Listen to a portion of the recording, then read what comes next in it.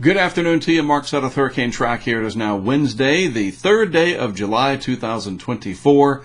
Hurricane Beryl on the top of a lot of people's minds for obvious reasons. Bearing down on Jamaica as we speak. Next up will be the Cayman Islands, and then eventually the Yucatan Peninsula, the east side, the interior, and then the west side. And then for Mexico, at least on the western part of the Gulf of Mexico, and Texas, all eyes will be focused on what happens to Beryl in that longer term. We're only talking about the next 5 or 6 days here, maybe a little bit longer than that, because there are some indications that this hurricane could slow down after landfall, whether that's in northern Mexico, on the Texas coastline. Don't know yet, but we do know that there will be impacts. Those impacts will be significant, especially for Jamaica, the Cayman Islands, and there will absolutely be impacts for the United States. To what degree those impacts are, where they happen, and when they happen, we don't know the answers to those questions just yet. So we gather here to try to figure it out. All right, thanks for tuning in. Let's get started. First, satellite imagery of the Atlantic Basin today. Let's use yellow to highlight everything. There's Beryl, not quite as well organized as it was yesterday, battling some different environments down there with some shear, maybe some dry air, some what we call downsloping winds. Bottom line, it's a different pattern than what we had yesterday when this was a Category 5. That, my friends, is 96L, and it's a good thing that it did not strengthen as the GFS was indicating a few days ago, and some of the other models as well. But it did pass through the Windward Islands here in the last several hours, and it did so with more impacts, especially for areas that got dealt quite the blow, no pun intended at all, very serious about it, from Beryl. Very devastating down there. So let's take a close-up image of what's happening with Beryl, and we can see in the imagery here, this is the infrared, so we're looking at the cold cloud tops. I was speaking with my friend Adam McDoom over here in the Cayman Islands just a little bit ago over Zoom. I will be going to the Cayman Islands, ironically enough, next Monday, or a week from Monday, the 15th, and we're going to take some weather equipment down there. And we were just speaking as they are doing some preps there. The picture in the background that he had, it looked very nice, albeit the water was a little choppy. That North Shore, I think, is what he was showing me. But he was saying how recon was indicating that there was some hail observed in that northeast quad, and that shows intense updrafts. It's interesting, too, because we got some precip clearly over the Haitian Peninsula. Very deep thunderstorms here. All these cold cloud tops indicating very tall thunderstorms in the atmosphere. Heavy rain, that onshore flow, the orographic lift for whatever mountains and other topography makes up Jamaica. That's going to wring out that moisture quite substantially.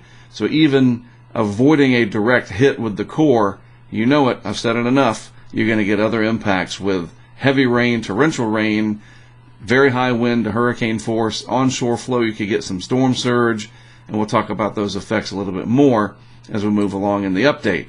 On the visible satellite imagery, I guess there's one good thing to point out. You can't really see the eye that well. It looks like it's located right in here somewhere. An indication that Beryl has weakened to some extent because of those different conditions that are just not quite as favorable. You get a lot of mountains through here, so that disrupts the inflow to that perfect heat engine. Everything has to be flowing nice and smooth, and there are disruptions, so Beryl is sputtering just a little bit. But make no mistake, it is still a formidable hurricane, and our friends down here in Jamaica are going to be finding that out over the coming hours. So there are a suite of products. We got a whole bunch of good stuff here at the National Hurricane Center homepage, hurricanes.gov or nhc.noaa.gov, either way. And I really like this dashboard here that they have put up over the years, outlining everything from the key messages, which summarizes everything in 4 very easy to understand paragraphs. And we have, for example, rainfall potential, which is a big deal. This could create a lot of heavy rain across some of these areas, and it's in inches and millimeters, acknowledging the metric system is used widely outside of the United States. So I encourage you, if you want to learn more about what is happening currently and forward in time, whether it's Jamaica, the Cayman Islands, Mexico, or eventually the United States later this hurricane season, or now, whatever the case may be, use this wonderful tool here off the National Hurricane Center homepage. A great set of tools, including the forecast discussion. You guys should really be reading this. I'm serious. It's very helpful stuff. This particular discussion from the 11 a.m. Eastern Time advisory from a good friend of a lot of ours, Dr. Jack Bevan. And it's a lot of good information from what the forecaster is thinking right in here. You know, I try to give you what I can, but I don't want to hold your hand through everything, right? I want to lead you to where you can find information on your own. And I'm telling you, folks, this forecast discussion, sometimes it can be a little bit technical, but mostly it's pretty easy to understand. And it's broken down into the current situation, what recon might be showing, the initial motion, what the models are suggesting, and then intensity is thrown in there, and everything is nice and compact for the most part. And if it's a big important storm, you get a lot more paragraphs, of course, if there's a lot at stake. And then in there they also put the key messages. So that's a great piece of information out there when you're looking for more than just what the graphics show. All right? So here it is on our interactive tracking map, again off the HurricaneTrack Insider site. And we see what's happening over the next day or so, into the future. Let's see, we'll use yellow to highlight everything. So there's that center down there and the core closing in on Jamaica. How close it comes to Jamaica, yes, I know a lot of emphasis is placed on where the eye comes in, the core, all that kind of stuff. But Jamaica going to be on the northern side. It is on the northern side. All that onshore flow coming on, the topography down there, the mountainous terrain. Got to keep hammering it. We are going to get a lot of impacts from that. So whether or not the center passes right over Jamaica, I mean, it matters, but it doesn't matter as much as looking at the bigger picture. We always have to remember that. And that includes tremendous wave energy that can come into some of these bays down here. These curved areas, concave areas, are going to absorb and take the brunt of that ocean, the Caribbean Sea, and we could have some big waves and even some storm surge down there from Beryl as it goes through. So if you're down there, you're heading down there, I guess if you're heading down there today, that's probably not happening. This isn't going to be the worst ever, that's for sure. We think of Gilbert, 1988, that was a bad one. And there are others in history. Beryl will definitely be an impact, but certainly not on the upper echelon, thank goodness, of what we have seen in the past. What about the Cayman Islands? Well, like I said, I just spoke with Adam down here in the Cayman Islands just recently, literally a few minutes ago. And here, too, the center of what should be Category 3, we'll see. It could be up or down, we don't know. Well south of the Cayman Islands, and that would be good, obviously. But once again, those bands coming over, very heavy rain, and Adam was telling me about all the rainfall that they have received across the Cayman Islands thus far in this very young hurricane season. They've had a lot of rain down there, and this is just going to add to that. We often don't think of flooding on islands, I guess, especially when they are generally flat and very picturesque, like the Cayman Islands. Well, we do think about it with Jamaica, Puerto Rico, and Cuba and elsewhere, where we know there are big mountains. But in a flat area, like the Cayman Islands, again, very picturesque, yes, flooding can still be very much a problem. It doesn't just drain off and there's no big deal. And Adam telling me how wet it has already been. So at the very least, rainfall could be a significant impact for that area. Power outages, popular tourist destination. I'm going to find out how beautiful it is when I go down there on the 15th to deliver a couple of cameras and some weather sensors. I'll talk more about that in more detail, probably sometime next week.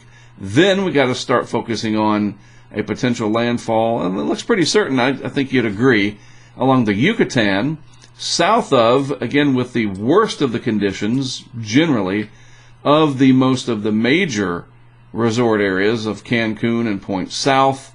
We'll see, though, any deviation north or south increases or decreases those impacts. Hard to know for sure. That caveat is just always going to be there. The Yucatan's fairly flat up here in the northern part. So a couple scenarios here. If Beryl were to be more north, and then it has less time over land, obviously it could re-strengthen more in the Gulf of Mexico. The official forecast is for this to weaken to a Category 1, as you can see there, and then a tropical storm out in the Gulf of Mexico, Campeche, above the Campeche bank here, which is down, we call that bathymetry. But we'll see. We don't know. We don't know how. So far Beryl has surprised us, and it has exceeded our expectations.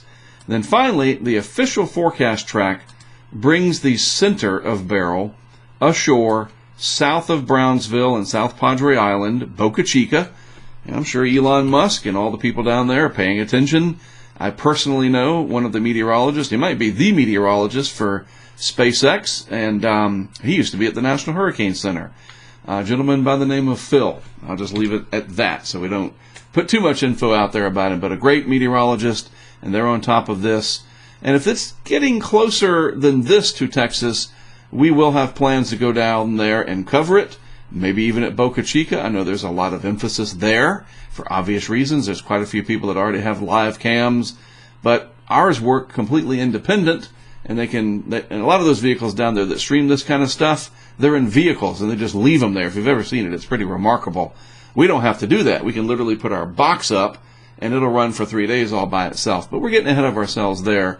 I don't know for sure that I'm going to need to go there. And that leads me, because I know there's a lot of questions, northern Mexico there, and of course for the Lone Star State of Texas, about where this will end up. But before I get to that, I want to use this sort of dark blue color to outline the coast here.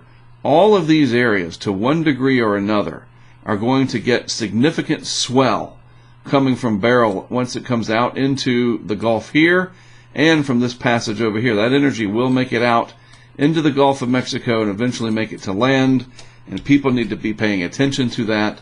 That wave energy reaching the coastline can be deadly. So please look at this from the totality of everything to expect from it, and not just where that dot or the line is going to end up. That is not the hurricane. The hurricane is much bigger than that. All right? So we'll use black here. So the track all through here, generally something like that. Yes, it's going across warmer than average sea surface temperatures in the Caribbean. So upper ocean heat content, the fuel of the upper ocean, not in short supply at all. And this updated through yesterday. When we see it tomorrow, it'll be interesting to see if we get a little carved area through here where Beryl took out some of that upper ocean heat content. We call that sort of the wake of it, so to speak. All right, so let's look at the models here. I'm going to show you the GFS and then the HWRF over here, and then a very interesting set of info here from our friend Tomer. All right, so that's how we're going to round out today's update. Now, again, I like this part of the atmosphere very much because it shows me that skeleton. I mentioned that yesterday. The lower 5,000 feet or 850 millibars of the atmosphere. How does it look structurally? If that is very solid, everything above it is as well, generally speaking. You can get the vortex to tilt with shear, and I get all that. But if that bottom 5,000 feet, that 850 millibar vorticity signature is rock solid, where it looks like a black dot, a big black dot, all filled in, then that shows me, man, that bottom part, the structure, the superstructure, really, of the hurricane is very, very potent. And that's a big clue for me. So let's see what happens. GFS suggests that it gets pretty close there to the western part of Jamaica. And then, it comes a little bit close to the Cayman Islands, sorry. Adam's yelling at the computer. They don't like it when you call it the Caymans. It's called the Cayman Islands. And I was almost perfect. Anyhow, it goes past the Cayman Islands with impacts. This tells us nothing about impacts, really. But you can see it's a pretty large system. And then the GFS on this run brings it into more of the Yucatan, I guess, and it looks like it's weaker when it pops out, and that's conversely to what we saw on other runs. And then so it's not feeling any kind of a weakness in the upper atmosphere up here, and so it's able to go more west this run and south, so that the landfall is pretty much where the National Hurricane Center has it, south of Brownsville and South Padre. But, and let me just show you, just so you make sure we're all on the same page here, this is what we had overnight. It was much closer, and then it made a run right into South Padre. And notice how strong it was. See? So that is a big difference here. It came off farther to the north on the Yucatan, and it was already stronger. So this is a situation where, and I think I mentioned this yesterday, I'm definitely mentioning it today, I believe intensity will help to dictate track to some extent. Because as I said yesterday, I do remember now, I did mention it, it's kind of like a magnet. This is just a metaphor or an analogy or whatever to help you understand it. The larger that magnet is, the bigger magnet sitting up, or metal or whatever, that's attracted to a magnet, the bigger the target, the more it's going to be pulled towards the larger magnet in our atmosphere, and that would be the trough that's going to be sitting up here. It doesn't look that amplified, but there's a weakness up there in the atmosphere, and we can see that in the modeling. So last night it looked pretty intense. Today, not so much on the 12Z run. There's a difference there. And this is far enough out that we don't know what's going to happen. So we have to pay attention. If you are in Texas, all the way down to northern Mexico. And everywhere else, you got to pay attention because of that wave energy that'll be coming through as well. So what does the afternoon run, well, it's the afternoon run from the 12Z data of the Hurricane Weather Research Forecast model, the HWRF. And look, I could spend an hour going through all the different hurricane models, but I want to try to keep it quick and show you what I can, and you know how to look some of this stuff up yourselves. What's the HWRF show? It's a reliable model. It is going to be eventually phased out with some of the new guidance, the HAFs, the HAFS, A and B, and all this new stuff. It's just constantly evolving. But let's look at our old friend, the HWRF, for today. All right? So we got it out to, let's just refresh it, 81 hours. And let's just do it frame by frame. South of Jamaica with the core, pretty close there, that's for sure. And this is only 12 hours out, right? So this would be this evening, basically. And then it marches on south of the Cayman Islands with most of the core energy. But as you can clearly see, and this is what Adam and all of his people there will be watching, lots of rain bands coming through, tropical storm conditions, heavy rainfall, squally, that kind of thing. As we continue on, there is the landfall imminent there, and it's now up to 990 millibars, so the HWRF definitely weakens it. And then it comes into the northeastern part of the Yucatan, across the Yucatan Peninsula. Somehow it's strengthening a little bit, but, you know, whatever. And then I find this interesting. It pops out, at least here at 63 hours, on that northwest corner, which is where the GFS had it last night on that 0Z run, instead of farther to the south. So, you know, does that mean anything? We shall see. Pretty weak, though, 996 millibars. Then it starts to reorganize just a little bit, and we're kind of at the end of the run there. This takes a while for it to finish. But we're up to the early morning hours of the 6th of July, and it's sitting out here. Let's look at the lat long. Yeah, 22, almost 22 and 3/4 by about 93. We can just round it down of longitude. See if we got any more frames. We do not. So let's just move this through and see what happens there. Interesting scenarios. We'll have to see how this finishes up.